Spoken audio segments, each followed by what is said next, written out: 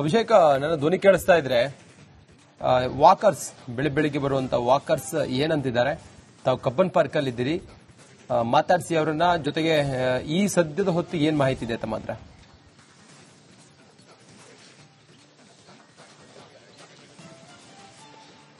ಈಗಾಗಲೇ ಏನು ಸಹಜವಾಗಿ ಅವರ ಒಂದು ಹೇಳಿಕೆ ಕೂಡ ಅಷ್ಟೇ, ಈ ಒಂದು ಪಾರ್ಕ್ ಜಾಗವನ್ನು ಅಕ್ವೈರ್ ಮಾಡಿಕೊಂಡ್ರೆ ನಮಗೆ ತೊಂದರೆ ಆಗುತ್ತೆ ಅನ್ನುವಂತಹ ಒಂದು ವಿಚಾರಗಳು ಕೂಡ ಕೇಳಿ ಬರ್ತಾ ಇರುವಂತದ್ದು. ಈಗಾಗಲೇ ನೀವು ನೋಡ್ತಾ ಇರಬಹುದು, ವಾಕಿಂಗ್ ಮಾಡುವಂತಹ ಒಂದು ಸ್ಥಳದಲ್ಲಿ ಅಂದ್ರೆ ಈ ರೀತಿಯಾಗಿ ಪ್ರತಿಯೊಂದು 5% ಏನಿದೆ ಆ 5% ಅನ್ನ ಇದು ಮಾಡುವಂತದ್ದು ಅಂದ್ರೆ ಕಬ್ಜಾ ಮಾಡುವಂತಹ ಒಂದು ಕೆಲಸಗಳನ್ನು ಆಗ್ತಾ ಇದೆ. ಇದರಿಂದಾಗಿ ಸಹಜವಾಗಿಯೇ ನಮಗೆ ತೊಂದರೆ ಆಗುತ್ತೆ ಅಂತ ಹೇಳಿ ಇದನ್ನ ಮಾಡ್ತಾ ಇರುವಂತದ್ದು. ಹೀಗಾಗಿ ಸದ್ಯ ಇಲ್ಲಿದ್ದಂತಹ ಒಂದಷ್ಟು ವಾಕರ್ಸ್ಗಳನ್ನು ಕೂಡ ಮಾತಾಡೋಣ.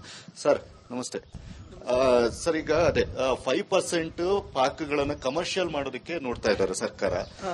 ಈಗ ವಾಕರ್ಸ್ಗಳಿಗೂ ಕೂಡ ಸಾಕಷ್ಟು ತೊಂದರೆ ಆಗುತ್ತೆ ಇದರಿಂದ ಆಗಬಹುದು ಅಲ್ಲ ಸರ್?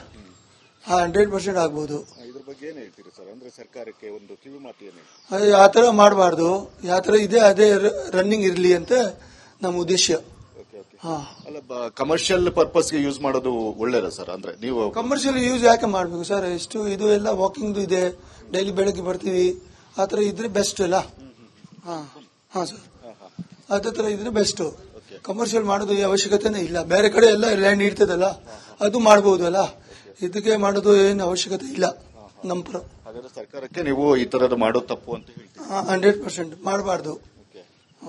ಓಕೆ, ಇದು ಇಲ್ಲಿದ್ದಂತಹ ವಾಕರ್ಸ್ ಹೇಳಿಕೆ ಆಗಿರುವಂತದ್ದು. ಅಂದ್ರೆ ಇಲ್ಲಿ ನಮಗೆ ಸಹಜವಾಗಿ ತೊಂದರೆ ಆಗುತ್ತೆ ಈ ರೀತಿಯಾದಂತಹ ಒಂದು ಪಾರ್ಕ್ ಅನ್ನ ಅಕ್ವೈರ್ ಗಳನ್ನ ಮಾಡಿಕೊಳ್ಳುವಂತಹ ಮುಖಾಂತರ ನಮ್ಮ ರೈಟ್ಸ್ ಅನ್ನ ನಾವು ಇದು ಮಾಡಬೇಕಾಗುತ್ತೆ. ಅಂದ್ರೆ ನಾವು ಪಾರ್ಕ್ ಅಂತ ಹೇಳಿದ್ರೆ ಅದಕ್ಕೂ ಕೂಡ ನಾವು ಟ್ಯಾಕ್ಸ್ ಗಳನ್ನ ಪೇ ಮಾಡ್ತೀವಿ. ಇದರಿಂದಾಗಿ ಸಹಜವಾಗಿಯೇ ನಮಗೆ ಅಂದ್ರೆ ಈ ರೀತಿಯಾಗಿ ಪಾರ್ಕ್ ಗಳನ್ನ ಜಾಗವನ್ನ ಬಿಟ್ಟು ಬೇರೆ ಕಡೆ ಏನಿದೆ ಅದನ್ನ ನೀವು ಏನ್ ಬೇಕಾದ್ರೂ ಮಾಡ್ಕೊಳ್ಳಿ, ಪಾರ್ಕ್ ಜಾಗವನ್ನ ಇದು ಮಾಡ್ಕೊಳ್ಬೇಡಿ ಅಂತ ಹೇಳಿ ಈಗಾಗಲೇ ಅವರೊಂದು ಹೇಳಿಕೆಯನ್ನು ಕೂಡ ಕೊಡ್ತಾ ಇರುವಂತದ್ದು. ರಂಜಿತ್, ಓಕೆ, ಸಹಜವಾಗಿ ಈಗ ಯಾವ ಮತ್ತೆ ನಿಮ್ಮನ್ನ ಸಂಪರ್ಕ ಮಾಡ್ತೀನಿ. Thank you Abhishek.